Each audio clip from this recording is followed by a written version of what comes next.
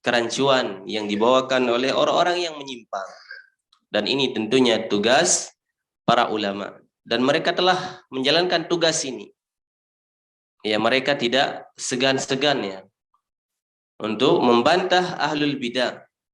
Di antara mereka ada terkadang menggunakan bahasa-bahasa yang memang keras. Ya, terkadang memang dituntut harus keras ya terhadap pelaku bidah yang memang bidahnya itu sangat berbahaya terhadap kaum muslimin. Ya, seandainya permasalahan-permasalahan itu tidak diperselisihkan, tidak ada orang yang mengingkari, maka para ulama tentunya tidak ada hajat untuk membahas. Ya, bahkan ada hal perkara yang dikategorikan masalah fikih, namun mereka jadikan sebagai seperti mengusap apa namanya? Khuf ya. Khuf atau sepatu. Itu pembahasan fikih. Namun karena ada golongan yang mengingkarinya, yaitu golongan Syiah, maka para ulama memasukkan ke dalam permasalahan akidah. Dan ini sudah disebutkan di antara golongan yang mengingkari ru'yah adalah Jahmiyah, kemudian Mu'tazilah. Ya, Mu'tazilah dan firqah-firqah yang lain. Tentunya mereka memiliki dalil-dalil pasti. Setiap golongan, walaupun ya golongan sesat, pasti juga mereka akan mengatakan kami punya dalil. Kalian punya dalil, kami punya dalil. Kita sama-sama punya dalil. Ya. Tentunya dalil-dalil yang digunakan oleh firqah-firqah yang sesat ini, walaupun terkadang dalilnya benar, namun dilalahnya tidak benar. Secara pendalilannya tidak benar. Dan ini yang sering terjadi dalam berbagai masalah. Ya, dalilnya benar, sahih dalilnya. Namun pendalilannya, istidlalnya tidak tepat dan tidak benar.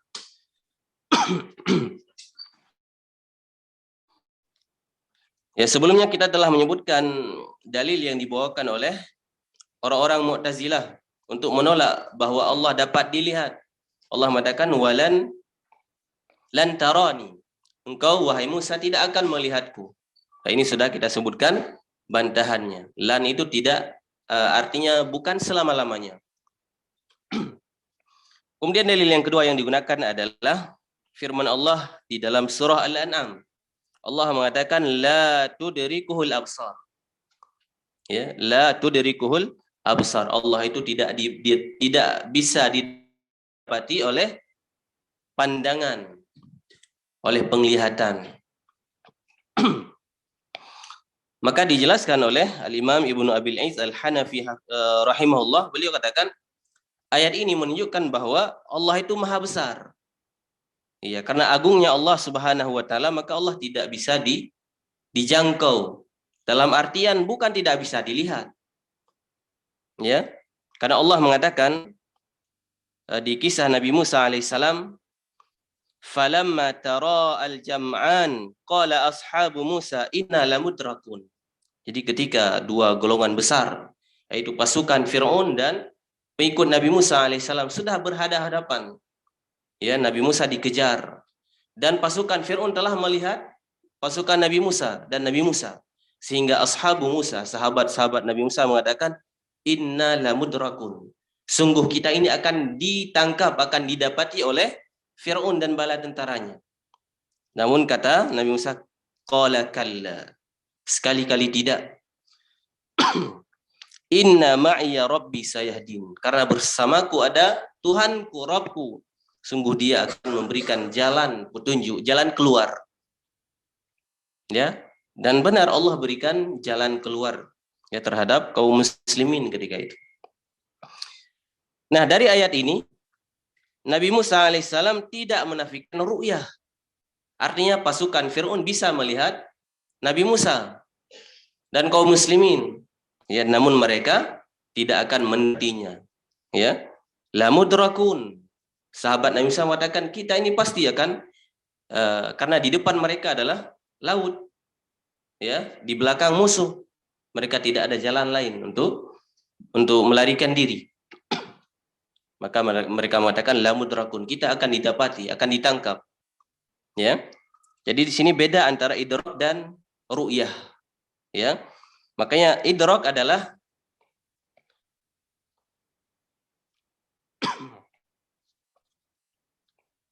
dia lebih daripada ru'yah. Maka Allah bisa dilihat, namun tidak bisa didapati, ya, la yudrak.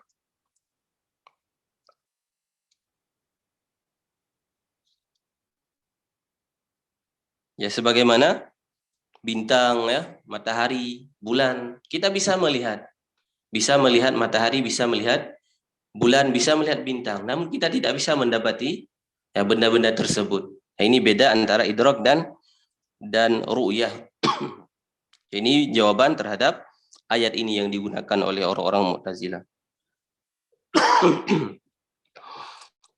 Kemudian beliau membawakan hadis-hadis berkaitan dengan ru'yah. Kata beliau, fa'amal ahadis anin Nabi sallallahu alaihi wasallam wa ashabihi ad-dallati 'ala ru'yah fa mutawatirah. Ya, jadi dari hadis itu dalilnya mutawatir. Begitu banyak hadis dari Nabi sallallahu alaihi wasallam. Rawaha ashabus sihah wal masanid was sunan.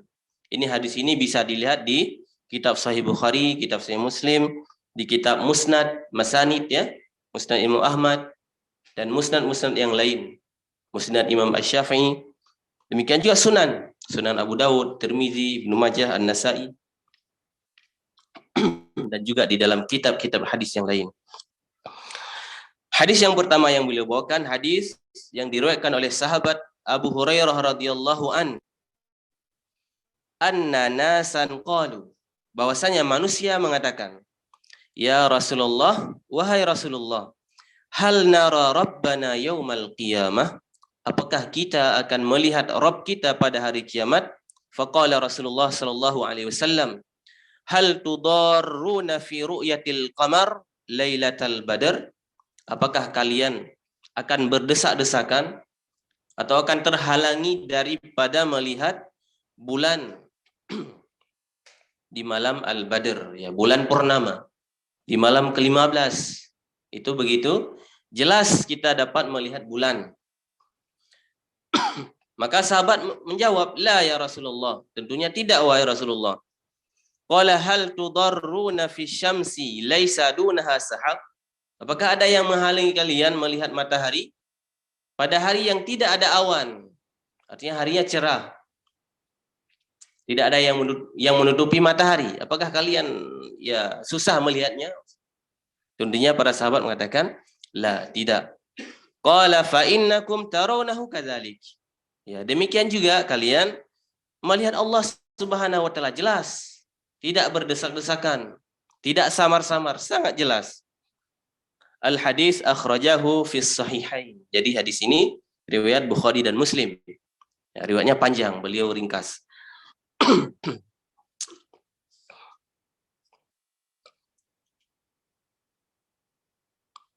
Kemudian hadis yang kedua dari sahabat Jarir bin Abdullah Al-Bajali radhiyallahu anhu.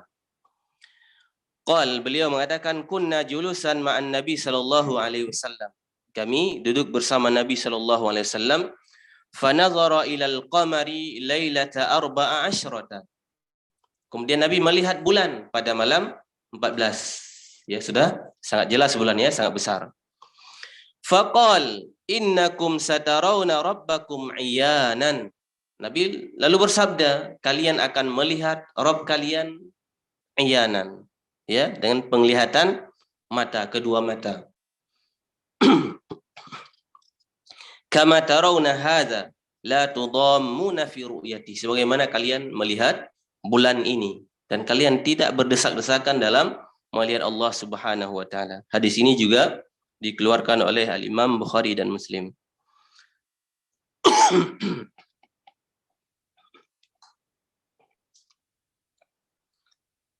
Kemudian hadis dari Adi bin Hatim radhiyallahu an, Nabi bersabda, wal yalqayannallaha ahadukum yaumal qiyamah. Kata Nabi, kalian pasti akan berjumpa dengan Allah Subhanahu wa taala pada hari kiamat. Ini pasti. Wal yalqayanna. Ini menggunakan taukid ya, nun taukid. Pasti kalian akan berjumpa dengan Allah Subhanahu wa taala. Walaysa bainahu wa bainahu hijabun wala turjuman yutarjimulah. Dan antara hamba dan Allah Subhanahu wa taala tidak ada hijab. Tidak ada hijab dan tidak ada penerjemah. Artinya seorang hamba dan Allah Subhanahu wa taala. Ya, ini hanya bisa dipahami oleh orang yang beriman. Ya, kita memahami dengan keimanan, bukan logika. Ya, karena Allah menghisap manusia itu begitu cepat. Ya, sangat cepat. Falyaqulanna alam ab'ats ilaika rasulan fayuballighak. Bukankah aku telah mengutus kepadamu seorang rasul yang telah menyampaikan risalah? Maka hamba mengatakan, bala ya Rabb. Tentu ya Rabb. Lalu Allah mengatakan lagi, alam u'tika malan wa ufdil alaik. Bukankah aku telah memberikan kepadamu harta karunia yang banyak? Maka hamba mengatakan, bala ya Rabb. Tentu ya Rabb. Ini hadis-hadis yang menunjukkan bahwa manusia akan berjumpa dengan Allah dan melihat, bahkan berbicara langsung dengan Allah Subhanahu wa taala tanpa hijab dan tanpa ada penerjemah. Wa qad rawa ahadits ar-ru'yah nahwa 30 sahabiyan. Ya, jadi kurang lebih ada 30 sahabat yang meriwayatkan hadis tentang ru'yah. 10 saja itu sudah dikatakan mutawatir. Ya, hadis mutawatir itu memberikan ilmu yakin. Ya, yakin. Jadi Al-Quran semua diriwayatkan secara mutawatir. Ya, riwayat-riwayat yang mutawatir. Itu yang disepakati ada 7 qiraah. 7 qiraah itu mutawatir. Semua mutawatir. Boleh dipakai di dalam sholat. Itu yang mutawatir. Ada yang syadz. Ada yang syadz. Itu tidak boleh dibaca ketika sholat.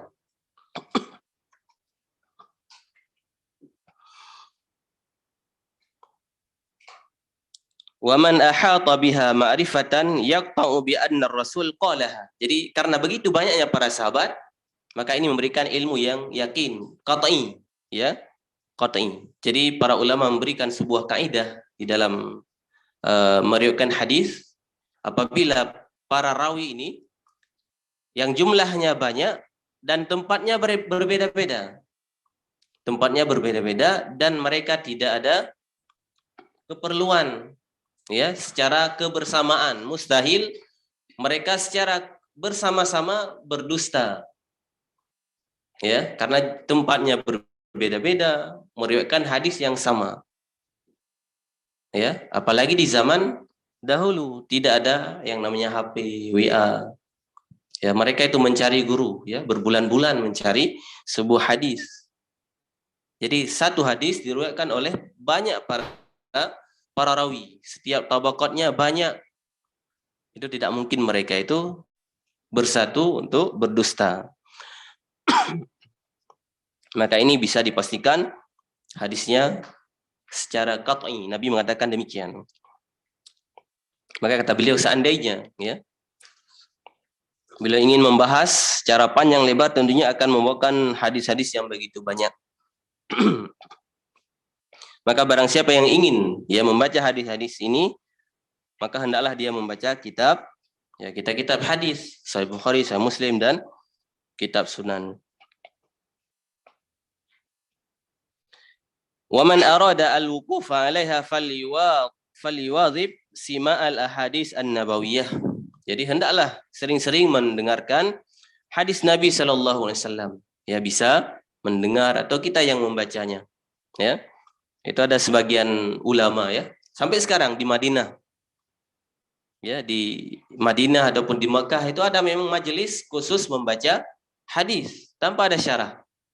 Dibaca aja itu. Ya, karena kebanyakan hadis itu kita membaca matan pun sudah dipahami. Ya, secara umumnya sudah paham walaupun belum diambil pelajaran-pelajarannya atau hukum-hukumnya. Jadi para ulama lah itu dari satu hadis bisa mengambil hukum yang begitu banyak. Ya, ada yang hanya membaca aja, baca ya. Karena kalau kita baca saja itu Sahih Bukhari pun lama habisnya. Ya berapa ribu hadis di Sahih Bukhari? Kurang lebih 4.000 ya.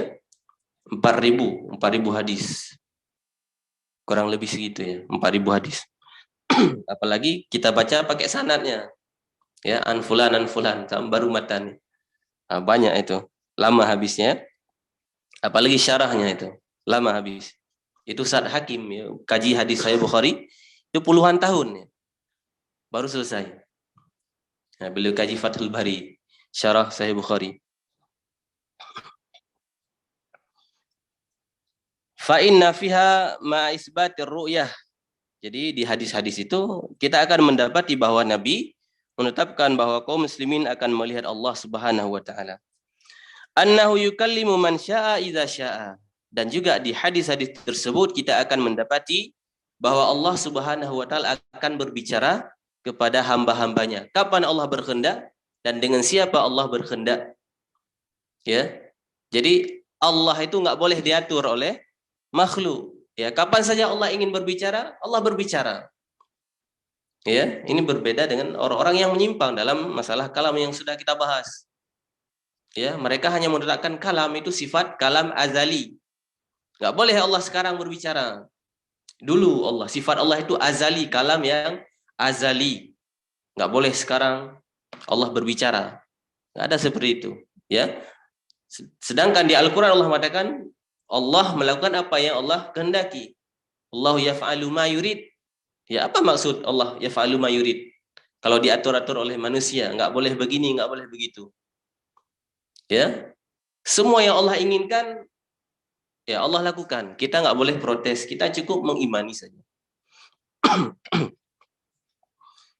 Wa annahu ya'til khalqa li faslil qada.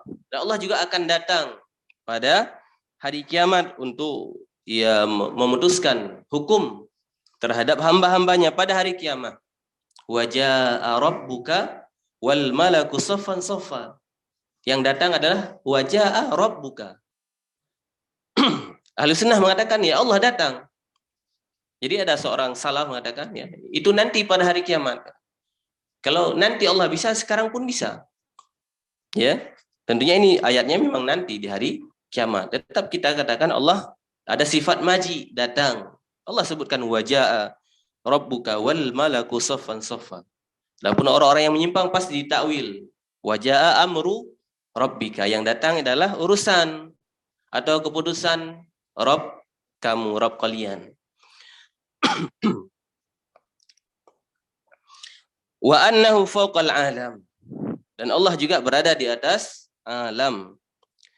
Wa annahu yunadihim bisautin yasma'uhu man ba'ud kama yasma'uhu man qarub. Nanti pada hari kiamat Allah akan menyeru manusia, memanggil manusia. Maka yang dekat dan yang jauh itu sama mendengarnya. Tidak ada beda yang jauh dan yang dekat. Ini semua disebutkan di hadis. Wa annahu yatajalla li'ibadihi, dan Allah akan menampakkan dirinya kepada hamba-hambanya.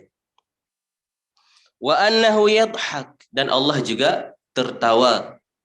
Ya, tertawa. Jadi ahli sunnah semua yang disebutkan kita imani. Allah ketawa. Siapa yang melarang Allah ketawa? Ya, jadi orang-orang yang menyimpang tetap ini karena ketawa. Ini tidak layak bagi Allah Subhanahu wa taala, ini sifat manusia. Ya, sifat manusia. Maka ditakwil tertawa ini dengan kamalun nikmah katanya. Kamalun nikmah. Jadi sempurnanya nikmat Allah. Karena hadis tentang ketawa ini hadis terhadap penghuni surga yang paling terakhir masuk surga. Ya, di hadis itu disebutkan Allah ketawa. Ya, dari ucapan hamba ini. Ya. Nabi ketika menyampaikan beliau pun ketawa. Ya. Nabi bertanya kepada sahabat, ya, kenapa kalian tidak bertanya kenapa aku ketawa? Ya, maka sahabat bertanya, ya Rasul, kenapa engkau ketawa? Karena Allah Ar-Rahman ketawa. Ibnu Abbas ketika menyampaikan hadis ini kepada para tabi'in, enggak sama kepada murid-muridnya. Beliau ketawa. Dan karena murid-muridnya tidak bertanya juga, maka beliau mengatakan, kenapa kalian tidak bertanya? Kenapa aku ketawa? Maka beliau katakan, aku melihat Rasulullah ketawa ketika menyampaikan hadis ini.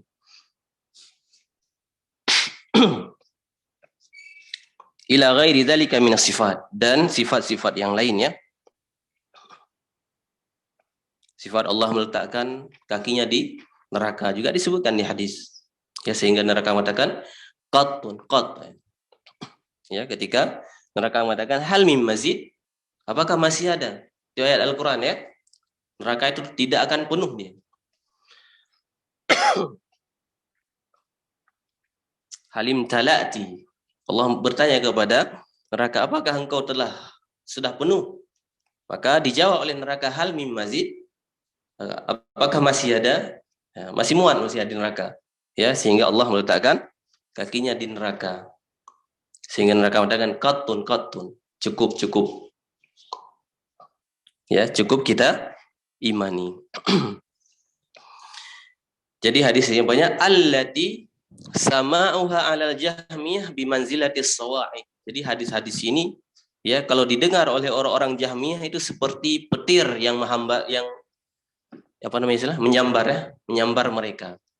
Ya, petir hadis-hadis seperti ini bagi orang-orang Jahmiyah dan orang-orang yang mengikuti Jahmiyah. Jadi zaman sekarang ini susah dibedakan Jahmiyah dan yang lainnya. Sepertinya hampir semua jadi Jahmiyah. Ya, hampir semua jadi Jahmiyah. Kembali ke Jahmiyah.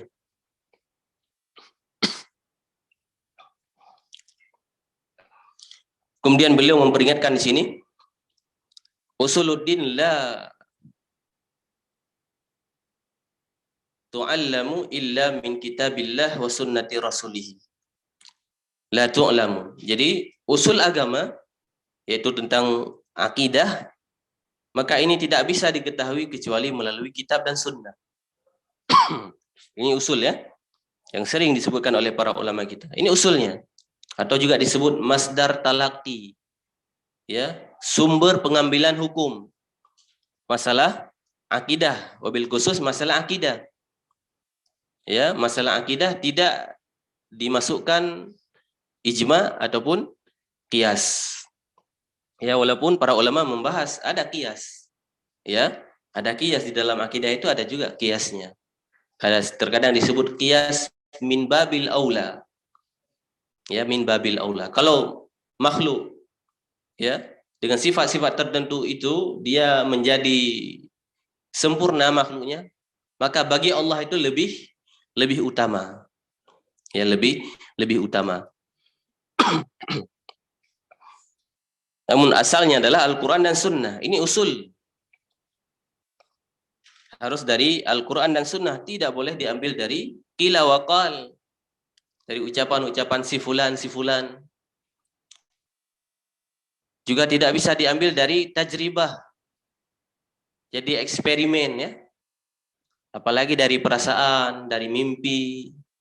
Ya, sekarang sudah begitu banyak ya. Sumber mimpi.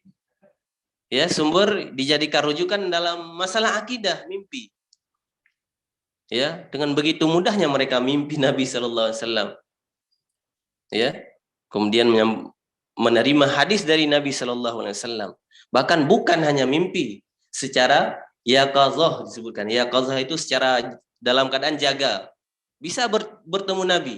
Bahkan bukan sekali, bahkan tiap hari. Ya, itu banyak di Habib di Yaman ya. Iya, bisa jadi jin. Ya. Karena jin itu bisa mengaku nabi. Kalau menyerupai nabi tidak bisa. Tapi ngaku-ngaku nabi bisa. Bisa ada jin. Ya. Maka ada seorang Habib menceritakan, jadi seorang wali Habib juga. Dia bermimpi bertemu Nabi sallallahu alaihi wasallam dan dia meminta kepada Nabi, ya Rasulullah, hadisni bi hadisin. Wahai Rasul, tolong berikan hadis kepadaku yang hadis ini belum engkau sampaikan. Ya, artinya hadis ini antum mau cari di Sahih Bukhari enggak ada, di kitab Sunan pun ada. Antum mau bantah gimana? Enggak ada cara untuk bantah seperti ini. Ya, Mana sanadnya? Memang hadisnya nggak ada di Sahih Bukhari, Sahih Muslim, di Sunan, di Masanid juga kitab Musnad nggak ada. Karena dia minta memang hadis yang belum engkau sampaikan wahai Nabi. Ya, gimana mau bantahnya? Nggak ada cara bantah itu. Harus kita terima. Ya, mau cek sanad nggak ada, memang di kitab hadis nggak ada. Maka disampaikan oleh Nabi hadis tentang kopi.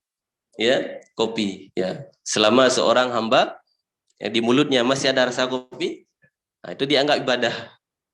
Ya, kemudian tasbih, ya, tasbih di kantong baju, nah itu dia dianggap sedang berzikir walaupun tidak berzikir. Ya, ya, jadi hal-hal yang seperti ini sudah bisa dipastikan itu palsu, ya. Ya, dongeng itu. Tapi ya kasihannya begitu banyak masyarakat yang percaya. Kasihan memang masyarakat. Ya, begitu banyak kisah-kisah yang begitu aneh, ya. Ya, memang ini sudah melampaui batas. Ya, di kajian-kajiannya yang disampaikan tentang karamah aulia, ya. Wali itu ketika mengetes, ya, murid-muridnya, bukan masalah keilmuan yang dites. Ya, coba kamu terbang. Terbang. Ada wali, dia punya anak. Anaknya semua keramat, ya, memiliki karamah. Jadi diuji oleh bapaknya. Jadi terbang satu-satu. Terbang. Itu cara menguji ilmu. Jadi ahlu sunnah nggak demikian. Ya, mungkin sering ya lihat ada video Syekh Ziyad, ya, sebenarnya Ziyad Al-Maliki yang buta itu. Dites hadisnya, dites. Ya, ribuan hadis dihafal, beliau hafal, masih kecil. Nah, setelah dites dan beliau menjadi ya penguji, beliau yang tes anak-anak yang lain. Bahkan ada yang sudah dewasa. Memang di Arab Saudi itu ada yang khusus menghafal hadis, dihafal secara sanadnya, riwayatnya, semua dihafal, dites, diuji. Ini yang diuji oleh ahli sunnah wal jamaah, al-muhaddisin, para muhaddisun, ya, para ahli hadis. Beda sama ujian yang orang-orang sufi itu. Yang diuji karamahnya, diuji. Bisa terbang, ya.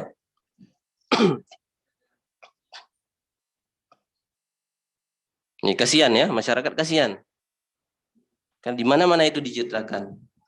Ya, bisa berjumpa Nabi Khidir, ya, Nabi Hud, ya, di Yaman ada ziarah Nabi Hud. Ada Habib, dia menceritakan sangat meyakinkan.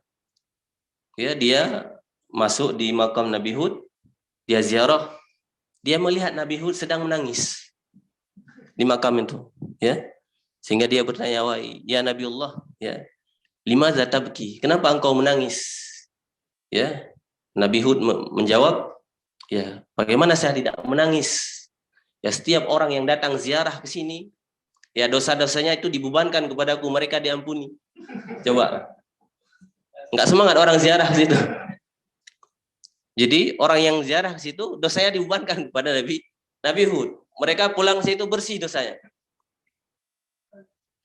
Menangis Nabi Hud. Iya, seperti itulah keadaan kaum muslimin yang sekarang. Ya, kalau diluruskan, ya, kita pasti dimusuhi hal yang demikian.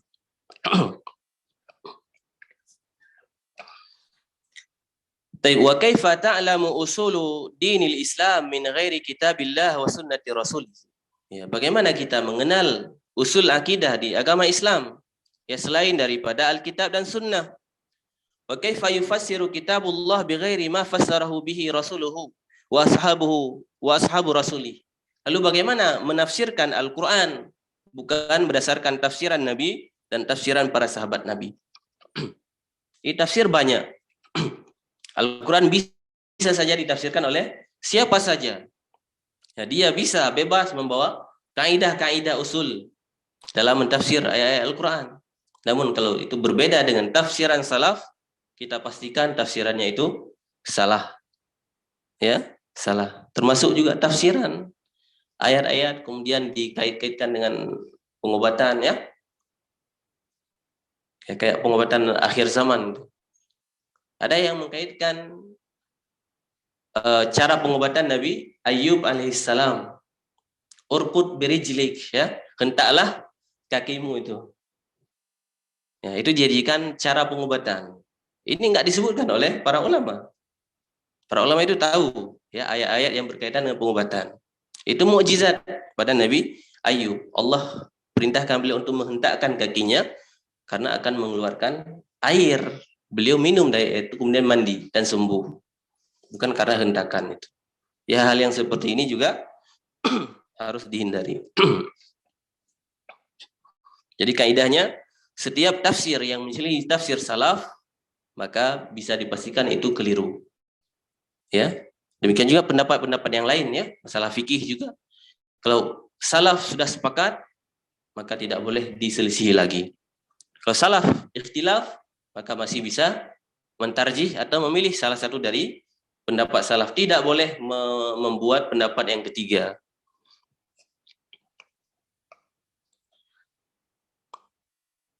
Alladzi nazala al-Qur'an bi lughatihim. Jadi Al-Qur'an turun ya berdasarkan bahasa Arab, bahasa yang dipahami oleh Nabi dan para sahabatnya.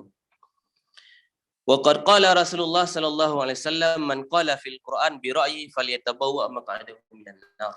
Dan siapa yang mentafsir Al-Qur'an berdasarkan logika, akal semata, hendaklah dia menyiapkan tempat duduknya di dalam api neraka. Man qala fil Qur'an bighairi ilmin falyatabawwa maq'adahu minan nar. Jadi para salaf ketika mereka ditanya satu hal, mereka tidak tahu, mereka tidak akan menjawab. Ya, di antaranya Abu Bakar As-Siddiq radhiyallahu an. Beliau pernah ditanya, "Wa fakihata wa abba." Apa arti abba? Buah apa abba itu? Ya. Ini mutasyabih ya. Mutasyabih bahkan bagi orang Arab. Abu Bakar nggak tahu arti abba ini. Apa arti abba di Al-Qur'an? Cuman abba juga diterjemahkan ya.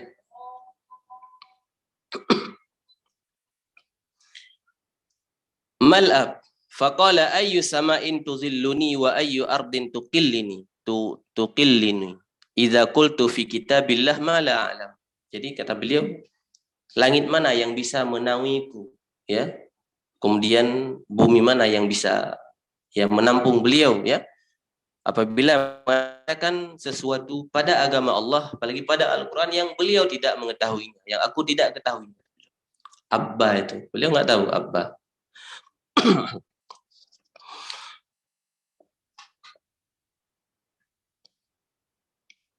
Sedikit lagi ya. Walaysa tashbihun ru'yatillah bi ru'yati syamsi wal qamar tashbihan lillah.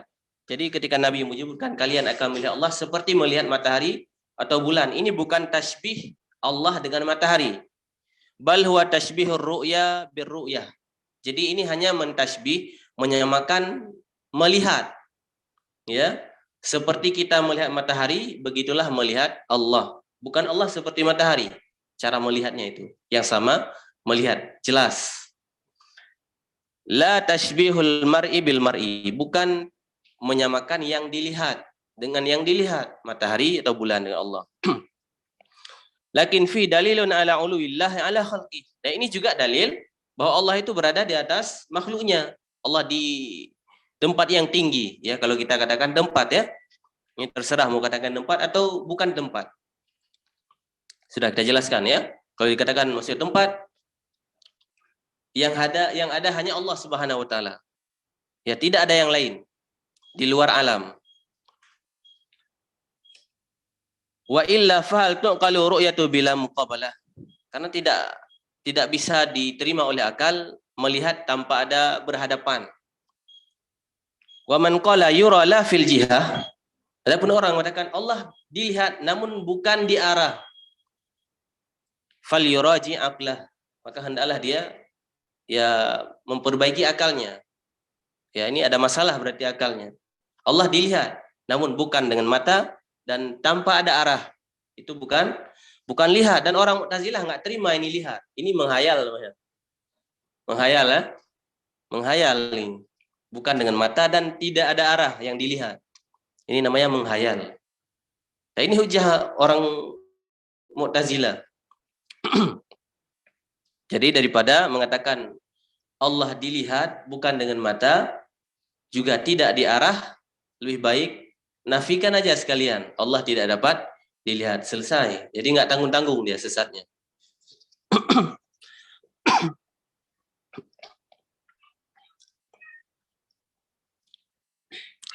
Fa imma ayyakuna mukabbiran li aqli au fi aqli syai' ya. Jadi atau dia memang apa namanya ya, istilahnya menyombongkan diri terhadap akalnya, atau memang di akalnya ada sesuatu, bermasalah akalnya.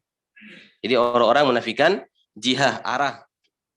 Wa illa fa idza qala yura la amam ar-ra'i wala khalfahu wala an yaminihi wala an yasarihi wala fawqahu wala tahtahu radda alaihi kullu ma sami'ahu bi fitrati as-salimah. Jadi orang mengatakan dilihat, bukan di depan, bukan di belakang, bukan di atas, bukan di samping, bukan di kanan, bukan kiri, maka ini tertolak oleh fitrah yang selamat, ya. Seperti tadi, ini bukan melihat namanya. Walihadza alzama al-mu'tazilah man nafal ulu bidzat binafyi ru'yah. Jadi Mu'tazilah jelas ya, sikapnya jelas. Allah tidak di atas, Allah tidak dapat dilihat. Selesai. Ya. Maka wa qalu kaifa tuqalu ru'yatun bighairi jihah. Jadi orang Mu'tazilah pun mengatakan tak mungkin dilihat kalau tanpa ada arah.